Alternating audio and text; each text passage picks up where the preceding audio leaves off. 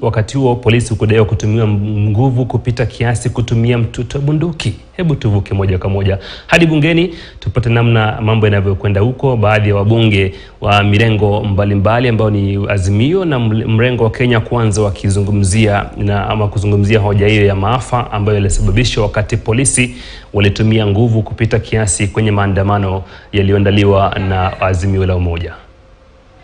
What is your point of order, member for Honorable Millie Odhiambo? I don't want us to use points of orders and information to debate. Honorable member for Madera, what is out of order?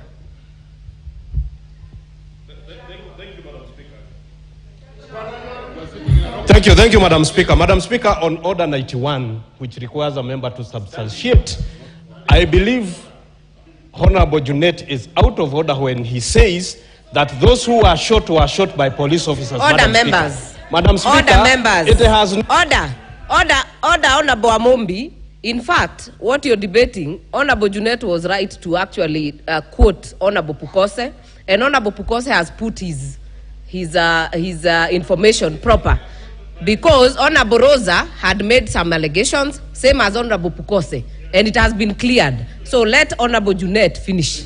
Yeah. Madam Speaker, a lot of my time has been... Madam Speaker, let us agree on one thing as a nation. If we don't want Article 37 of the Constitution, let us do a constitutional amendment and we repeal it, so that we don't need it. But so long as that article in the Constitution, Madam Speaker, that article, people must be allowed to exercise their freedoms and their rights under the Article 37. Madam Speaker, Madam Speaker, when you go to Article 239, it's very clear. National security organs, in performing the functions and exercising the powers of the national security agents, and every member of the national security organs shall not, one, act in a partisan manner, Madam Speaker. We cannot have a partisan police service, Madam Speaker. That cannot happen in this country, over our watch as members of this House. Secondly, Madam Speaker, further any interest of any political party. If Kenya Kwanza wants to advance their agenda, let them have, like KANU, let them have Kenya Kwanza goons and youth wingers. Let them do that and use that to... You cannot use the police to propagate your agenda, Madam Speaker. That cannot happen. The police is there to protect and defend the rights of every Kenyan. And once that is lost, Madam Speaker, that is the beginning of anarchy in this country. That is the beginning of anarchy, Madam Speaker. Let us not lose that. Honorable Junet, your time is up. This next chance will go to the leader of majority. Thank you, Honorable Speaker. Maybe, Honorable Speaker, I just begin by telling the Honorable Junet that the Kenya Kwanza government has no desire, has no plans to enlist the services of goons. Yes.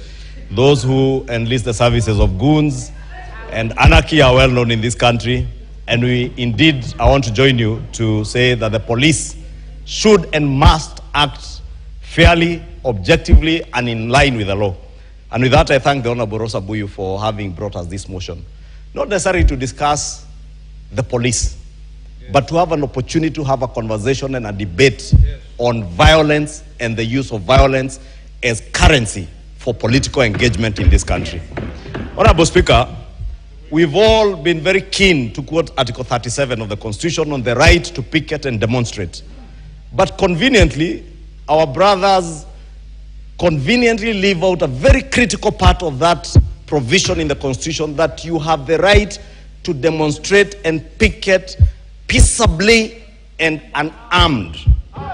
Honorable Speaker, what we have witnessed in this country in the last 7 or so months these are not demonstrations.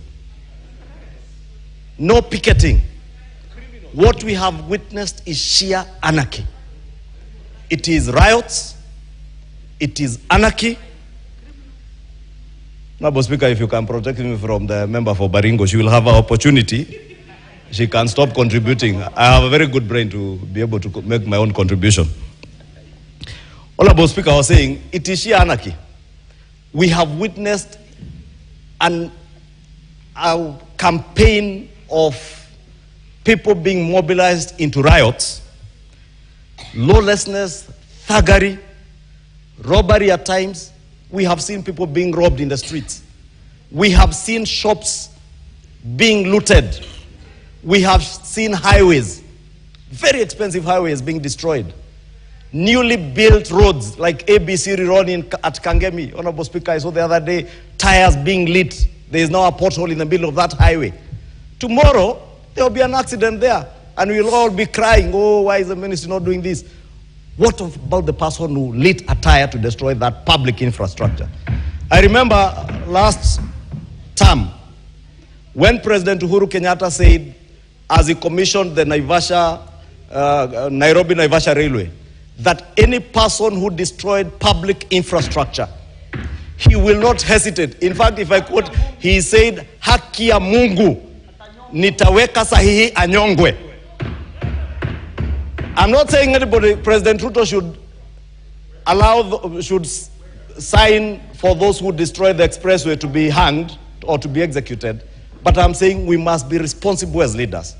We are using heavy words today here, and that's why I took great exception to the use of the term genocide by the Honorable Samuel Atandi.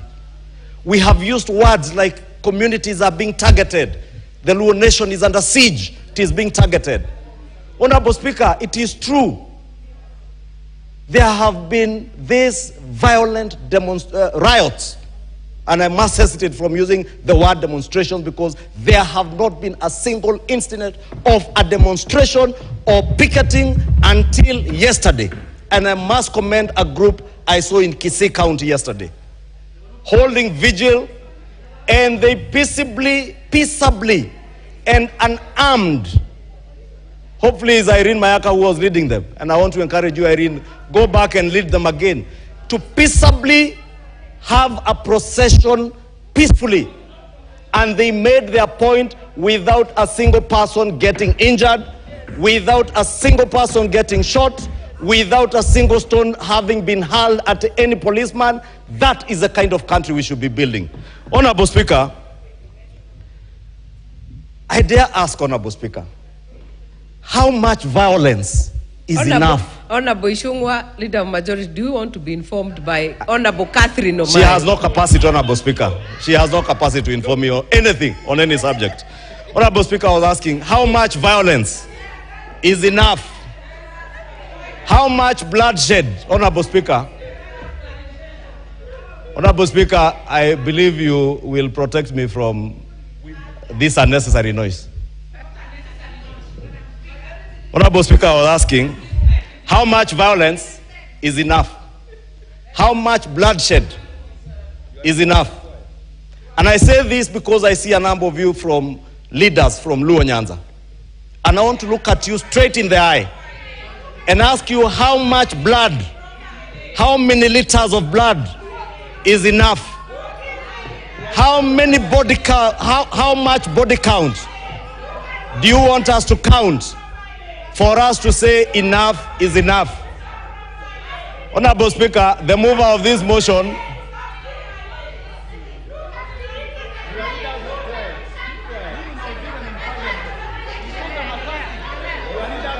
Honorable Speaker, I am posing... Honorable Otiende, what is out of order? Thank you, Madam Chair. Madam Chair, I think the Leader of Majority was progressing quite well, even though the motion is about police conduct, but he's made it political, but that is discretion. But is it in order for the Leader of Majority to now single a single community and talk of blood as if he's imputing that the Luo community have spilled blood, when it is actually the Luo community who are bearing the brunt of all violence in this country in every year? Could he please withdraw that statement? Honorable Speaker, if you can protect me from Rosa Buyu, Honorable Speaker, or can you, Honorable Speaker, can you allow Honorable Rosa Buyu, Honorable members, to say what she's saying on record so that she's not shouting? We shall not address members across the aisle. If you need to catch the speaker's eye, you know what to do. Honorable Rosa Buyu, Honorable Millie Odhiambo, do not shout across the floor. Honorable Speaker, You are out of order. Honorable Speaker, you know I have tremendous respect for Senior Counsel Otiende Amolo because he listens and responds as we should do in a debating chamber, not shouting. And I must clarify to Honorable Otiende Amolo, I was speaking to the leadership from Luo Nyanza. And I was asking, we must come to a time now when we say enough is enough. That we cannot continue mobilizing people for riots in the name of Article 37 of the Constitution. Then we cry foul. Honorable Speaker, Honorable, last week, order, majority. will I have time? Honorable, I hope you will add my time. Honorable Ward Chief, what is out of order?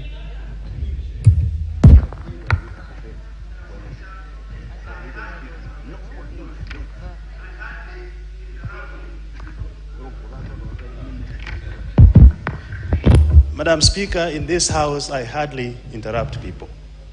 But some positions need to be respected. Know what you are saying, how you are saying it, and to who. This thing is not about Luos. Is it in order to say what is saying and profiling Luo here, and on the same vein, you are sending Atandia out? Must he not also be subjected to the same standard? Shame. Honorable Speaker, some of these things are not necessary to respond to because if someone keenly listens to what I'm speaking to, they will get my point.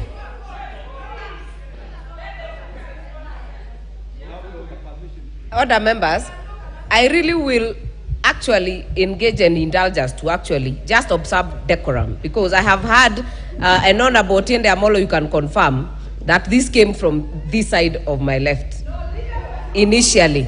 But I would request honorable members that we observe our standing orders, don't cast aspersion to leaders, and do not get out of topic.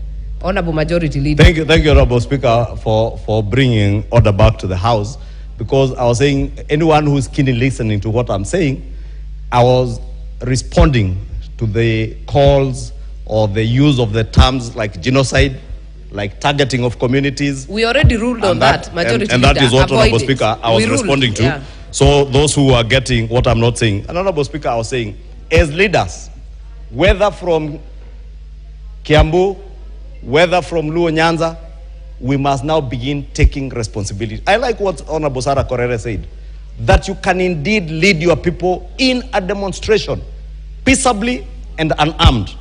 Honorable Speaker, last week, in Kangemi, there were people firing gunshots at the police. Honorable Speaker, in Mlolongo, in Kitengela, there was use of firearms by people who are not policemen. Honorable Speaker, we have used heavy terms like militia. And I remember when KJ, Honorable Speaker, can you protect me? Because there are only 3 members, Honorable Speaker, you have capacity to protect me. Order members, we have done very well until this point. So let us not shout across the floor. If you want to put an intervention, you know what to do, honorable members. You know, Honorable Speaker, I have been here long enough to know these tactics. What is out of order?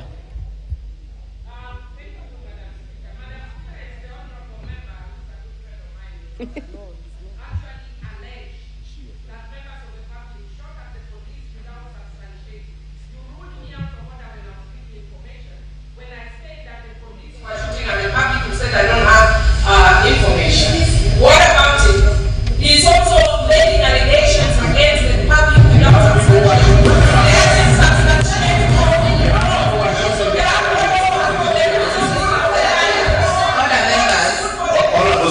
Order members, you know I have listened to all of you. These allegations have come from both sides of the house. I have had people who say they were shot from the back, others from the front, others the police were shot. So if we are going to make progress, honorable members, let us be keen on what we present. Honorable Ishungwa, Honorable Speaker, you know I never stand here to say careless things. There was a report, Honorable Speaker, that was released the day before yesterday by the Ministry of Interior that is in public record that 158 police vehicles have been destroyed, 305 officers injured, 1 policeman killed.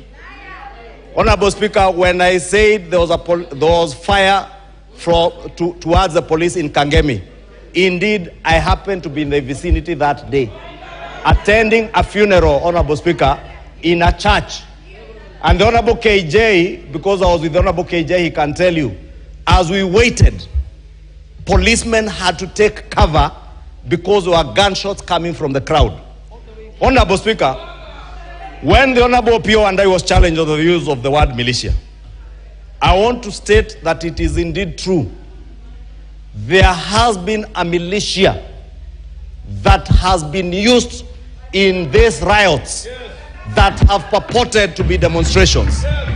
Honorable Speaker, you saw even our mainstream media houses cover incidences in Kitengela, where members of the public were alluding to the fact that all the people who were purportedly demonstrating in Kitengela were outsiders who have ferried into Kitengela using public service vehicles. Order, members. And you must add me time, Honorable Speaker. Order, members.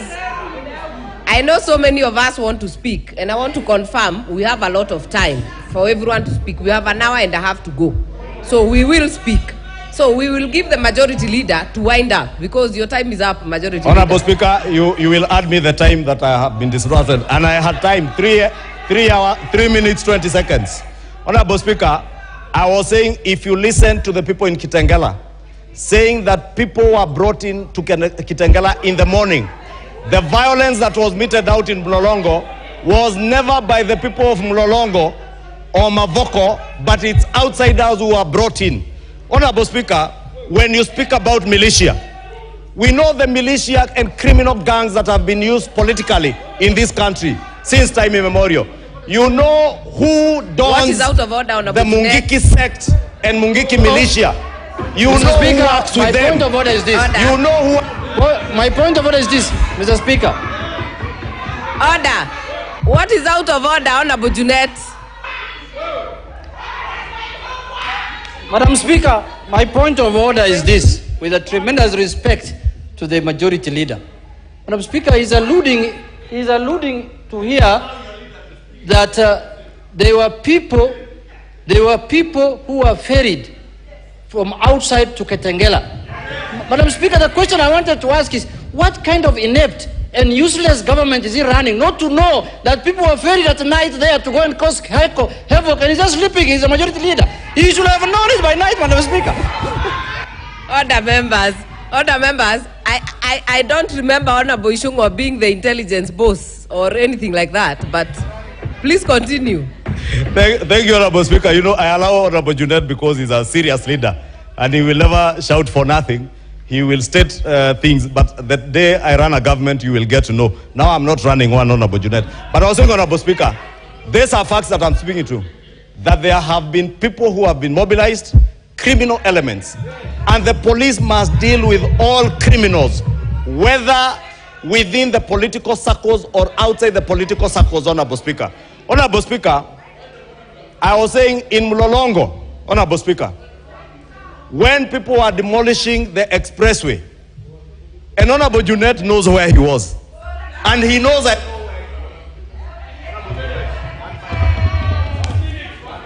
Order, members. Order, members. Order, members. If you have put an intervention, kindly remove. I'm not even able to pick who is doing the point of order. So please remove, because we are following the main list, so that I'm able to tell who has an intervention. But his time is up. I have an intervention.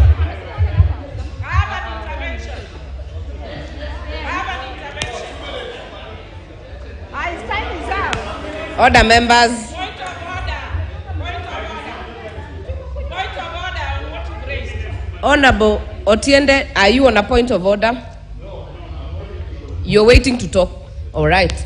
Honorable Kamket, are you on a point of order? Yes, come. If you're willing to speak, If you're waiting to speak, I will not give anyone now on a point of intervention. Majority Leader, please, you have 1 minute. Wind up. 1 minute. Honorable Speaker, it's rather unfair to give me a minute and not allow me to speak when Honorable Millie Odhiambo continues shouting. But I was saying this, Honorable Speaker, because you are shouting for me not to tell you the truth, but I'll speak the truth to you. As leaders from Luo Nyanza, you must lead from the front. You must stop mobilizing your people to death. You must say enough is enough and no more bloodshed. How many liters of blood do you want? For you to be able to negotiate yourselves in power, you shall no longer use bloodshed to negotiate yourselves into power. No more bloodshed in this country to negotiate yourselves.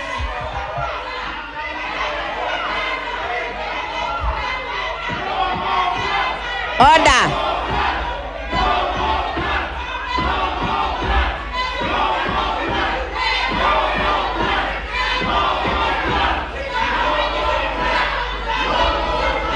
Order, members.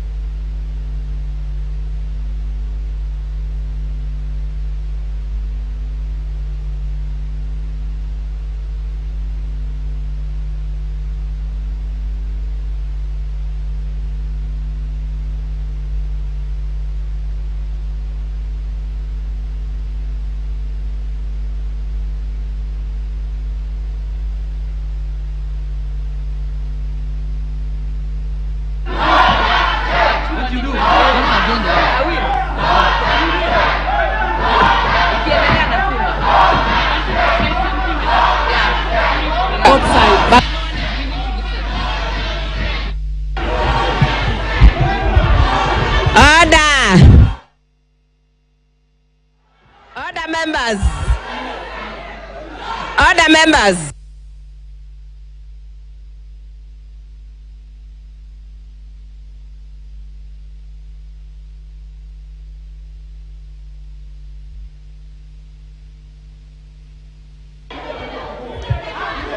Order, members. Order, members.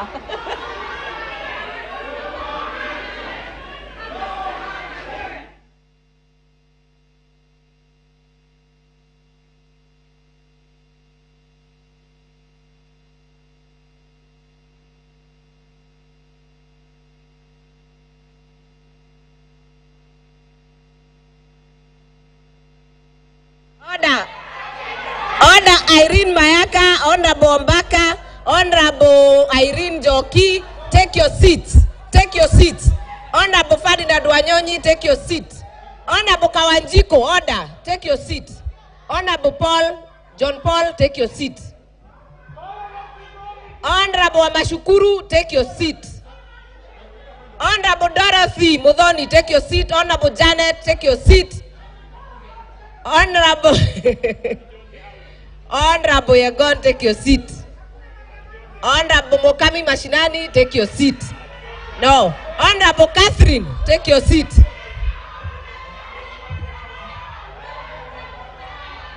Honorable Mishiboko, take your seat.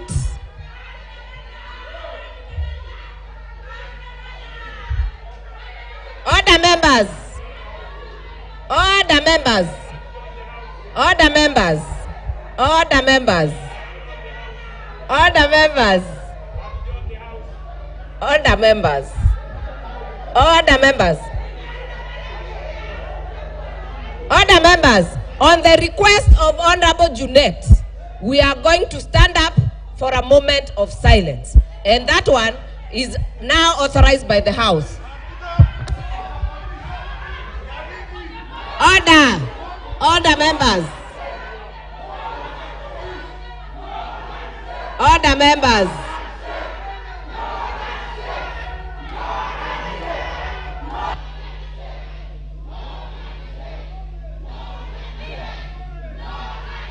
Order. Order members. Honorable Fatuma. Honorable Fatuma. Honorable Kawanjiko. Silence. Order members. This moment of silence is for everybody.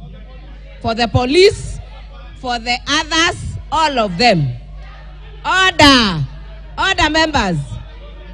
Order members. Order members.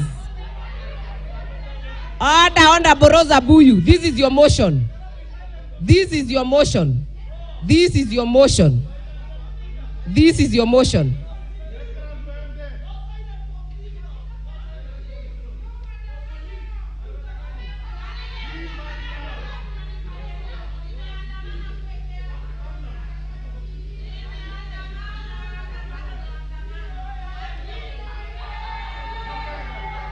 Take your seats, honorable members. Take your seats.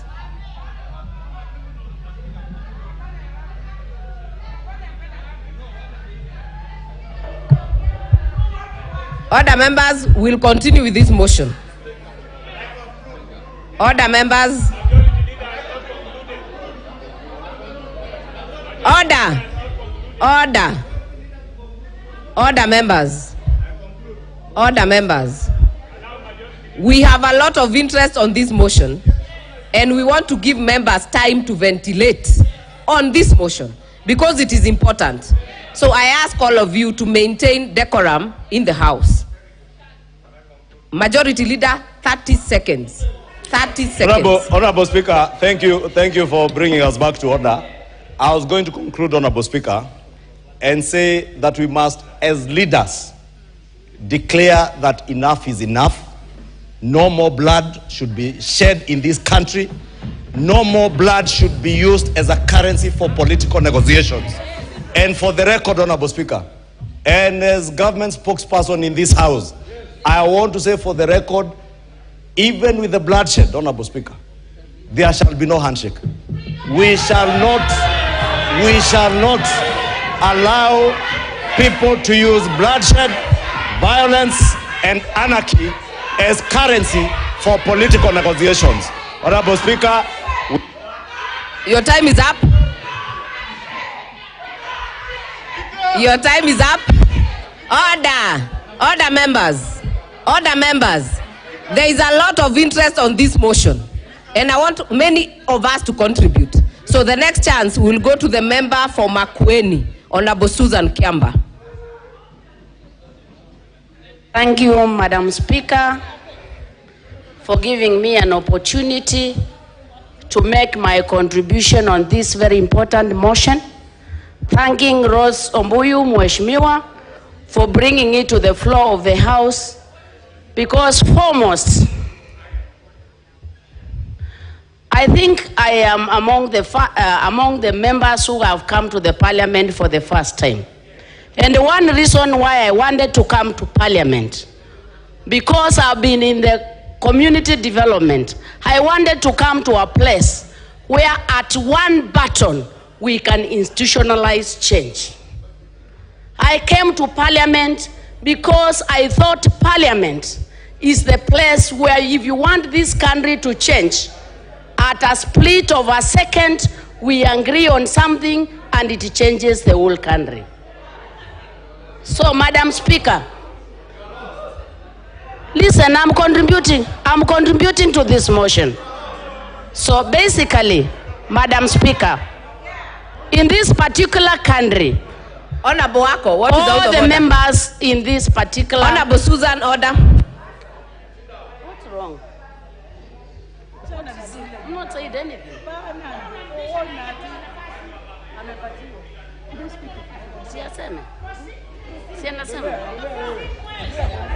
Thank you. What is the Speaker? Thank you, Madam Speaker. Thank you for giving me the mic, Madam Speaker. I wouldn't want to interrupt my friend, Mheshimiwa. But what she's saying, you know, it is true that this is a place to come and reason, debate, so that we can bring changes. But how can we do that, Madam Speaker, when others interfere with you, make noise like my good friend Millie Odambo? Make noise? How can we debate soberly when we cannot? Honorable Wako. No. Honorable Wako. If Honorable Wako, what is your point of order? Because Honorable Millie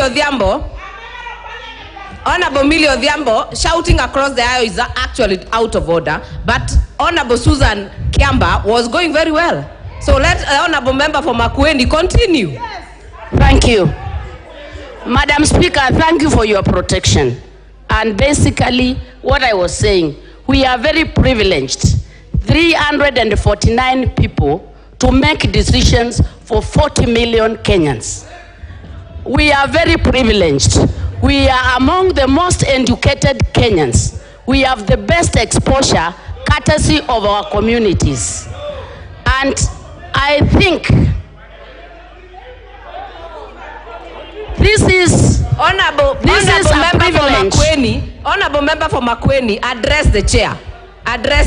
Madam Chair, this is, by those particular statistics I've already given you, this presents a house of honor, a house of respect, a house representing all the Kenyans, despite the political divide. When a Kenyan dies, there is no blood that is UDA, there is no blood that is ODM, there is no blood that is Kenya Kwanza. All blood is red and all blood is for Kenyan citizens. Yes.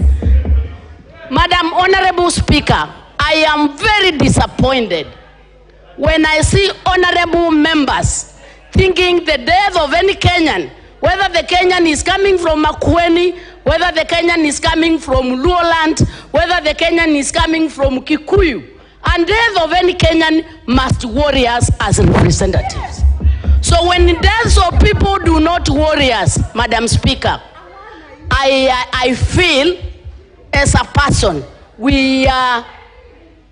I feel as a house, we are degrading our status that this nation has actually given to us to make decisions on behalf of the 50 million Kenyans. Madam Speaker, I once worked in South Sudan and I thought it was crazy when one time I took my colleague who had an accident to a mediation place by the government. And the person who was mediating said, "We are going to jail you, Kenyan, because if you did not leave Kenya, this accident would not have happened." I thought that was very absurd until I heard it, Madam Speaker, in this honorable house. When somebody says, you would not have been killed if you were not on the street. I think there is no law in this country. There is no law in this country even that allows anybody to be killed because you were found somewhere stealing. What is out of order, Leader of Majority? There are methods that actually can be used. Can I continue? The member on her feet is quoting. Yes, what is out of order? Honorable Speaker, I was waiting for the ones who have a trophy in shouting to finish shouting, then I articulate my point of order. The member who was on her feet, clearly articulating very good points about incidences in South Sudan, is alleging that a member, without naming that member, and if I remember, Honorable Speaker, if you can protect me from these ones. Honorable Speaker, the member who spoke about that, the member who spoke about people being mobilized, Honorable Speaker, was Honorable Pukose. I also alluded to the fact that there are people who are mobilizing people to riot. And nobody alluded to the fact, Honorable Speaker, that if you are not in the street, you will not be shot. Because you have the right to protest, but you must do so peaceably. Order. When you have Mungiki to go and terrorize people in Kitengela, Those are people who must be dealt with in line with the law. Majority Therefore, Leader, Honorable Speaker, that is a point for criminals must debate. be... That is a point for debate. Honorable member for Makueni. Wait for the microphone. Wait for the microphone. Thank you, Madam Speaker, for your protection. And I think I'm making a very strong point. Even a Kenyan who is found on stealing, the first point is not to kill the Kenyan. We have trained police who can arrest, who can actually do anything else apart from stealing, apart from killing. I think the last option that a Kenyan police has is to kill, and in very rare circumstances. I find it very difficult. What is your point? Madam Speaker, I find it very difficult when anybody justifies killing, honorable member, like in breaking cups. Point of order, Madam Speaker. It is important to inform. Is it a point of information? It's a point of order, Madam Speaker, that the police have the right to defend their rights as well. The police have the cardinal right to defend their rights. Order, members. What is out of order? Order, members.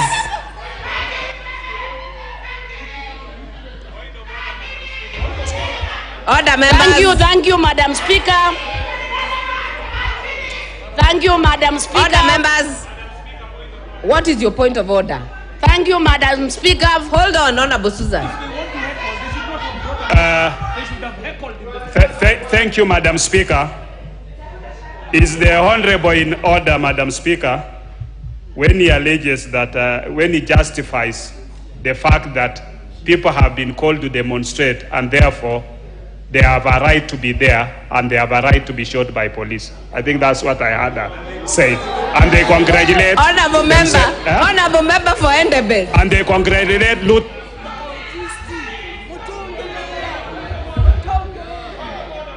Honorable members, at the start of this sitting, Senior Counsel Otiende Amolo raised a very important point to the Speaker: abuse of points of order. So please, if something is not out of order, let us let the members to finish. What is out of order? What is out of order? Madam Speaker, under your watch, there has been perennial an observance of the roles of this House. Madam Speaker, there is a reason why standing orders provide instruments with which members can bring issues to the floor.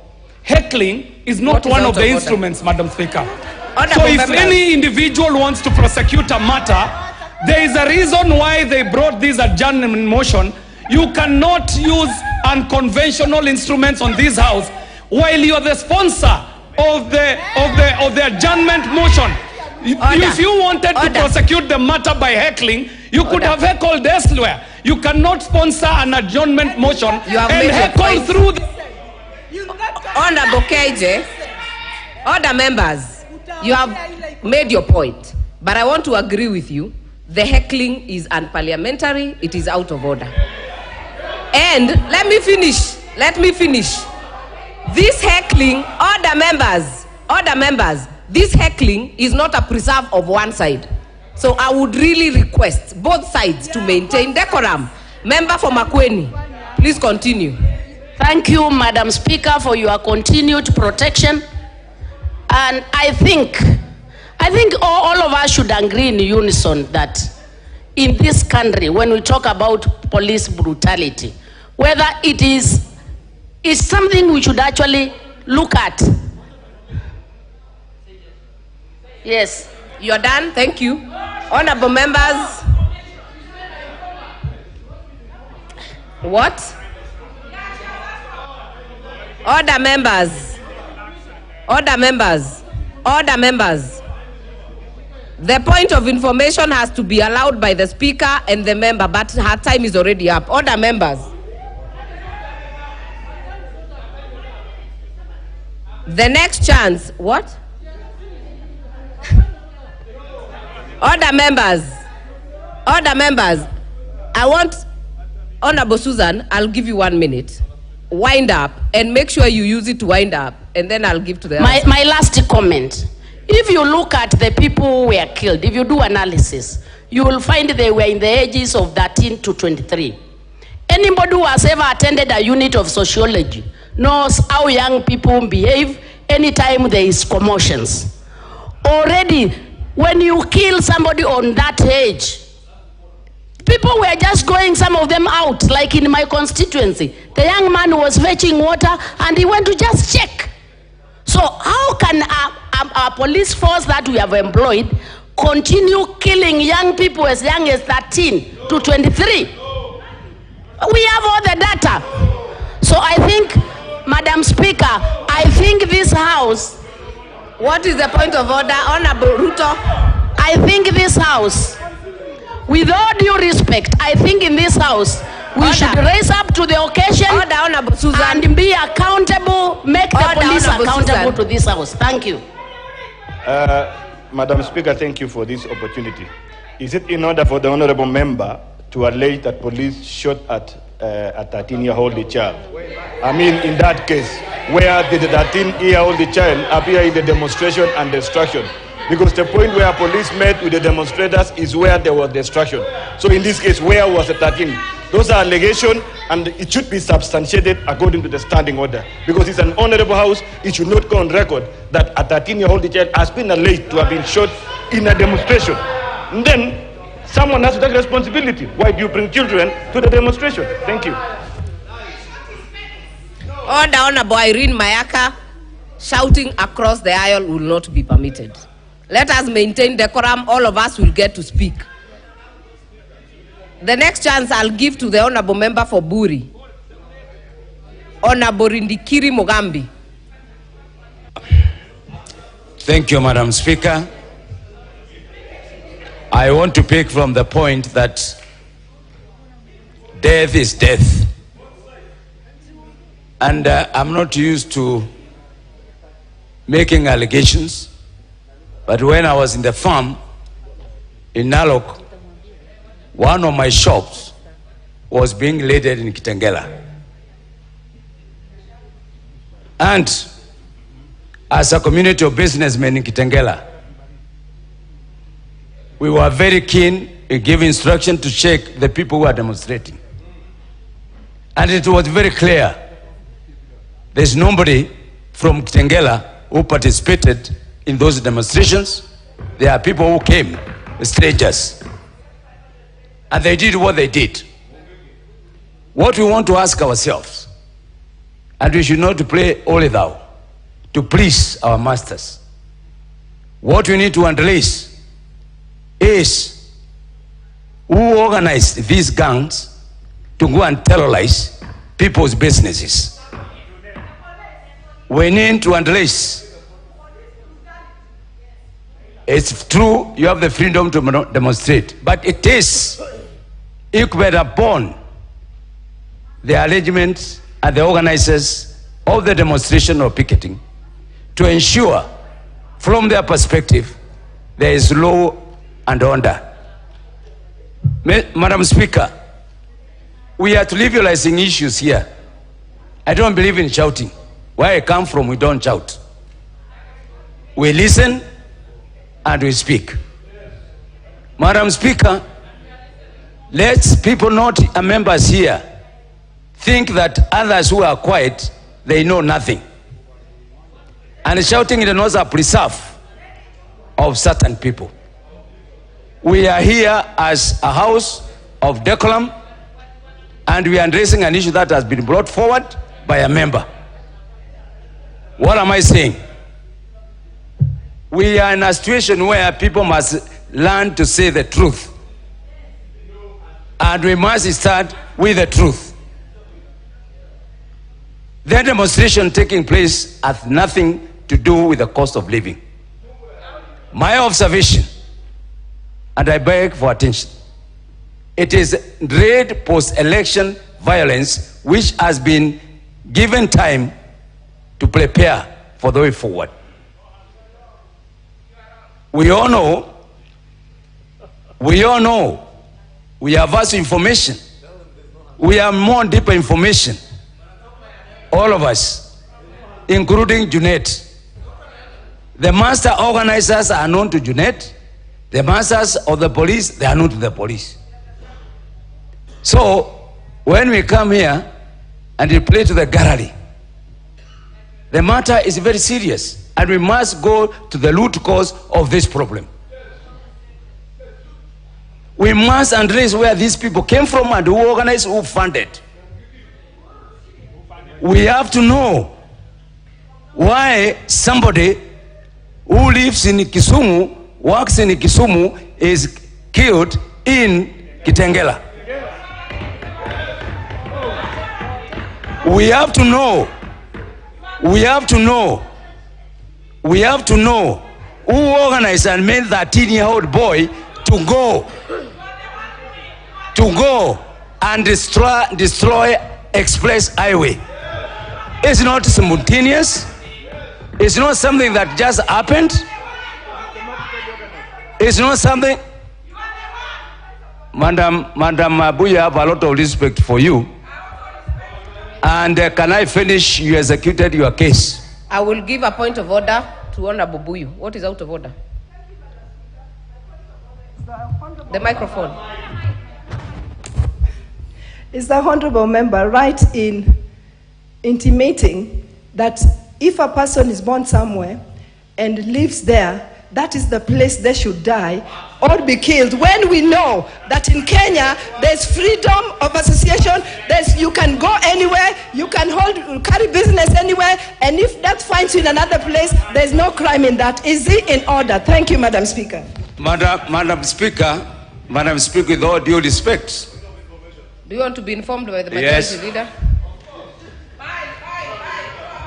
Honorable Speaker, I wanted to inform the Honorable Rindikiri that it is true, people who work, live, and were ferried using PSVs to Kitengela.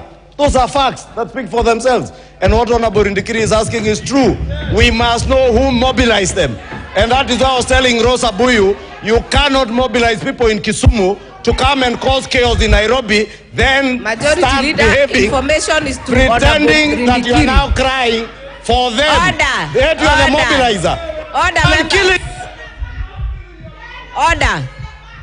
Majority leader, the information was to go to Honorable Rindikiri. Honorable Rindikiri, you have 1 minute. Wind up. Madam Speaker, we have to know, and let's not pretend. Madam Speaker. What is out of order? Madam Speaker, Honorable Junet. I need to proceed. Wait, because the... Hold on, Honorable Rindikiri. Honorable Junet, what is out of order? Madam Speaker, Madam Speaker, Madam Speaker, Madam Speaker. Order. Order. Honorable Buyu, Honorable Wamombi. Order. Madam Speaker. Honorable Junet. Madam Speaker, can I say something? Madam Speaker, if I was to listen to what the majority leader said, that there are people who have been ferried to Kitengela and main people. The question I want to ask in this house today is, who ferried people to Northland, to the farm of Uhuru Kenyatta? Madam Speaker, is it not the same people? Madam Speaker, can I proceed? Is it not the same people who ferried people to Kitengela, Madam Speaker? And I'm reliably informed. These are people who are in government, Madam Speaker, who are ferrying people. Madam Speaker. Order, members. Madam Speaker, we cannot introduce... Order, honorable members. The leader of majority was on a point of order. He was not contributing. So you will not react to the point of order. Honorable Rindikiri. Madam Speaker, that was a point of information. My 3 minutes have gone. Madam Speaker, the other question that we need to ask ourselves, how can a civilian walk into a police station, destroy the vehicle, destroy the family, and expect the police to keep quiet? Madam Speaker, I cannot believe that the police can destroy themselves, they can kill themselves. There is an attempt to have organized criminals by the want demonstrations, and that's exactly what happened. These people have destroyed police stations in Kisumu. They have destroyed police station in Homa Bay. They have destroyed police stations in Migori. And this is the attempt. Madam Speaker, I'm on a point of order. What is your point of order? Madam Speaker, is it really in order for the Speaker on the floor to be allowed to go on and on to profile members of the Luo community and to be aided by the leader of majority? Is this House going to allow, is this House going to turn itself into a forum or arena for profiling the Luo community so that we know and we deal with it? Madam Speaker, are you allowing that? Order, members. Are you allowing this House to become a forum or arena for vilifying the Luo community? Members. Is that the policy of this government? Is it one of the policies of this government to profile the Luo community? Tell us what we can deal with you. Order, members. Yes. Order, members. Order, members. This is a house of record. Honorable Rindikiri. Honorable Rindikiri. I know members are saying I don't allow points of orders. But it is a right by the standing orders, but I will not allow frivolous points of order because many members want to contribute. Honorable Rindikiri, you will wind up, yes, and I will give to the next person. Madam Speaker, I am not talking about things that are not documented by the government. The statistics of police installation destruction by the so-called demonstration, there we will produce it in this house so that people can say whether how come that the police stations in other sectors of this country were never destroyed? How come all of them are in one region? What are we talking about? We can pretend for now, but the fact remains that we have statistics of the police. Order, members. Honorable Rindikiri, your time is up. Order, members. Let us keep the decorum of this house. I'm also struggling to hear, so that when you raise a point of order, I know what the member said, because you're making too much across the aisle. There is no one on the floor, good people. Allow me to give the next opportunity to the Chair, Security Committee, Honorable Tongoyo. Thank you, Madam Speaker. First, I think I want to really appreciate Mheshimiwa Buyu, who is a member of my committee, for bringing a very important motion. And I'd expected members really to approach this with a lot of decorum and adhere to the standing procedures and the standing orders of this House. Madam Speaker, I want to start by passing my condolences to the families of people affected.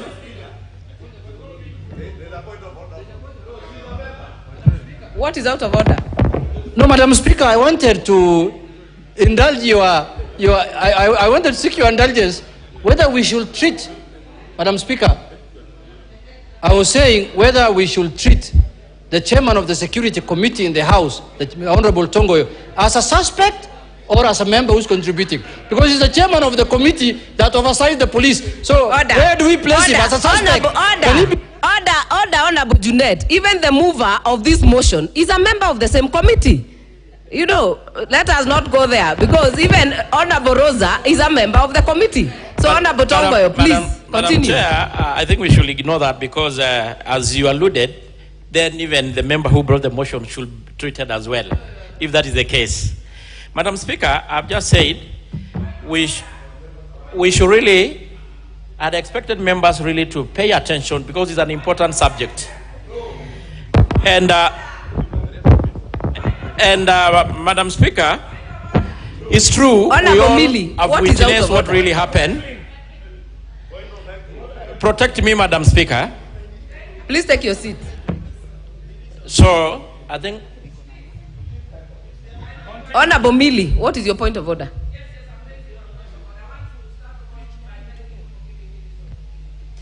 Chair, I'd actually tried to get your attention even earlier, but you have not seen. My point of order, actually, I'm not even too aware. There's no point of order. She has not going. She has not.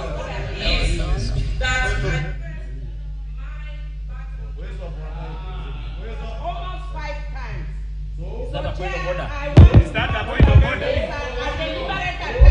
Honorable Millie Odhiambo, I have given you this microphone not once. Order, Honorable Millie. Order, Honorable Millie. Honorable Millie Odhiambo, you're an experienced member of this house. I have already given you the microphone, so I will just ignore that and continue with Honorable Tongoyo. Yeah. Do you want to be informed? Yes. By the leader of majority? You know, Honorable Speaker, I wanted to inform the Honorable Tongoyo to ignore Honorable Millie because she says she knows me. And I know what she's alluding to. And I am not interested. Number two, Honorable Speaker, the leader of minority justifiably said this, we must not turn this house or this debating chamber into a chamber for profiling a particular community. And I agree completely with Honorable Pio Wandai. And that is what I was pleading when I spoke to the leadership in Luo Nyanza, especially the mover of this motion, being a member of the Security Committee chaired by the Honorable Tongoyo, that you must not profile your own people because Kisumu is home to thousands of Kenyans, not Luos. It is no coincidence also, Honorable Rosa Buyu, that Kitengela is also home to many Kenyans, not one particular community. Therefore, I just want to inform Honorable Tongoyo that in his Committee on Security, he must also deal with the leaders who are profiling their own communities. Honorable Tongoyo, continue.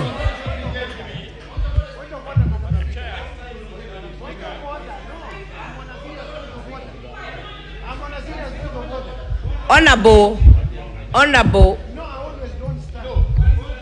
you will not stand. Take your seats. Take your seats. Take your seats. In fact, I have only two people who have put interventions here. So please, Honorable Tongoyo, continue. Honorable Harrison Kombe, what is your point of order?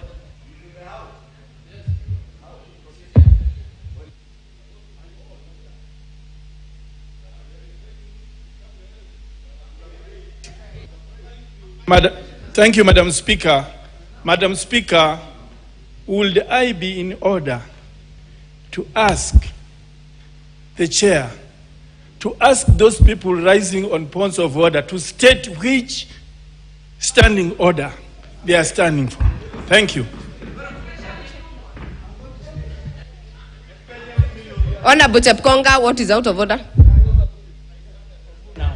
Madam Speaker, I hope Honorable Kombe knows that I'm a lawyer and I know what I'm doing. Two, Madam Speaker, this house has degenerated into chaos because we have refused to follow standing orders. Standing order number 87 is very clear. No one should rise without stating on which standing order it is. And Madam Speaker, I now rise on standing order number 87 as read together with standing order number 34. Madam Speaker, there is no quorum in this house. We cannot continue debating very serious matters when there's no quorum. There's no quorum. Number 35. Standing order 35. No. Standing order 35. Madam Speaker, if at any time after the chair is taken or when the house is in the committee, there is no quorum, there is nothing to fear. There is no quorum in the house. And you know, I am a person who believes in order. There is no...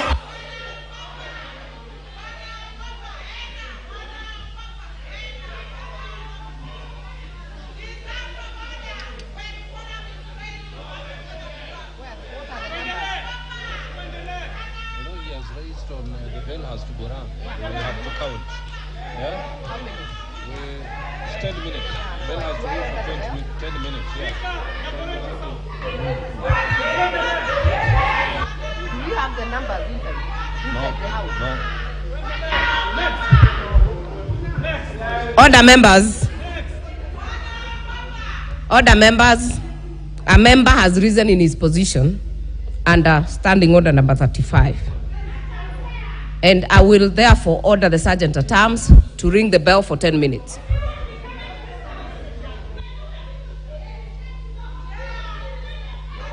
first of all has to establish that we have no numbers. Yeah, you have to order that we ascertain. But, Sergeant at Arms, ascertain the numbers in the house. Sergeant at Arms, ascertain the numbers.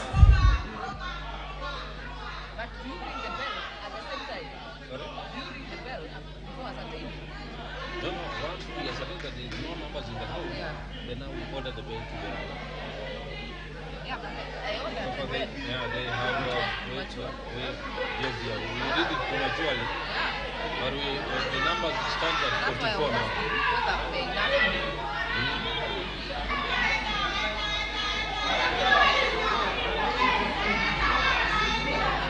Normally once the standing order is point of order is raised on that standing order, you order that we ascertain the number.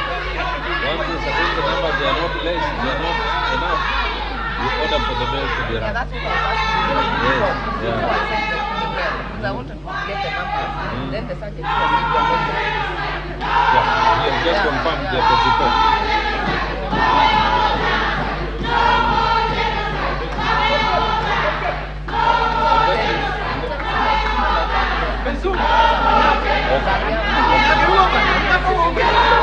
Because you ordered for the bell to be run, and I'm not hearing it.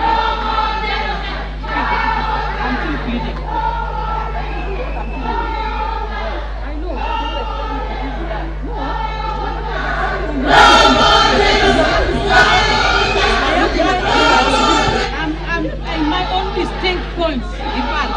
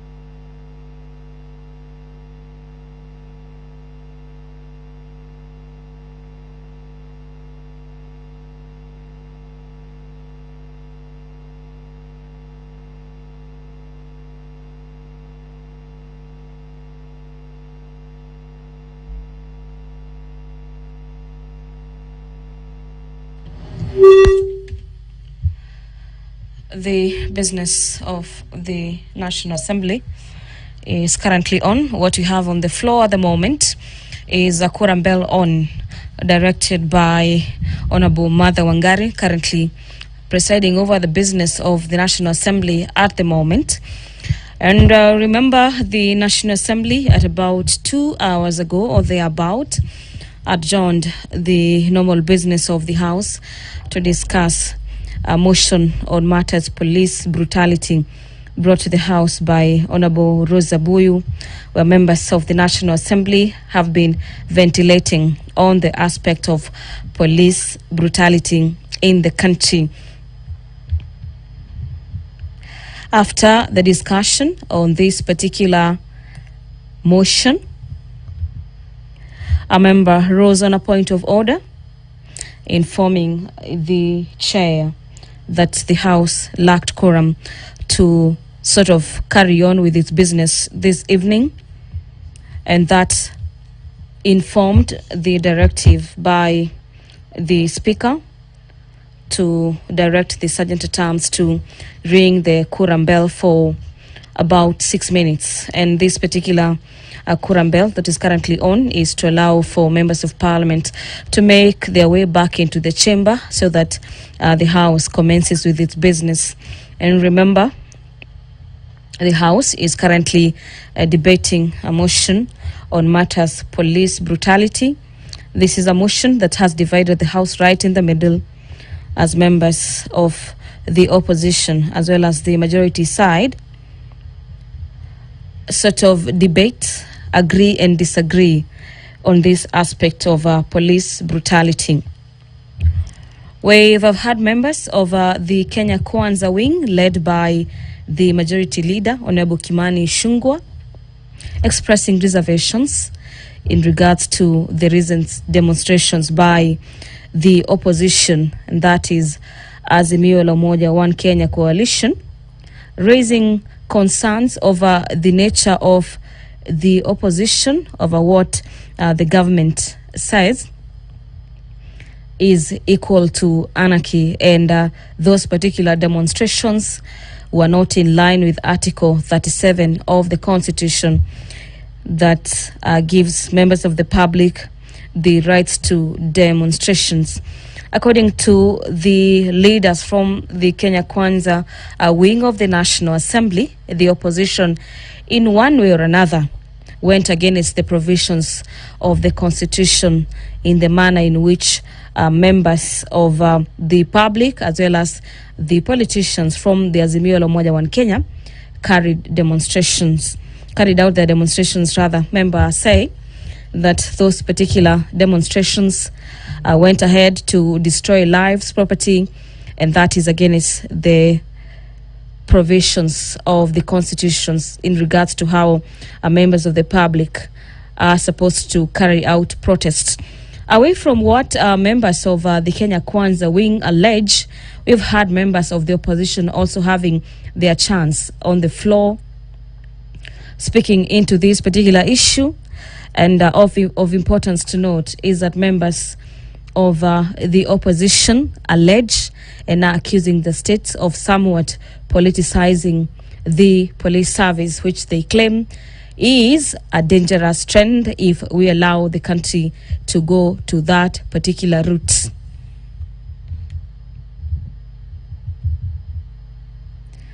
The opposition further claims that its members were just going on with their business of demonstrating against a number of factors, among them the cost of living, and what they were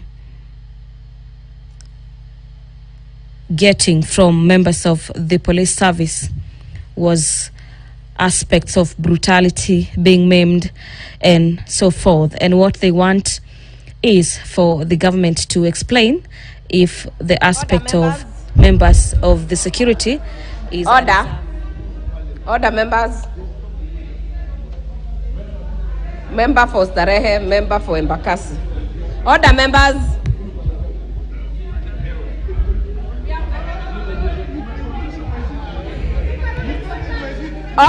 Order, members. We have not attained the required numbers, and therefore we will all be upstanding, honorable members. And the time being 6:21 p.m., this House stands adjourned until Tuesday, 1st August 2023 at 2:30 p.m.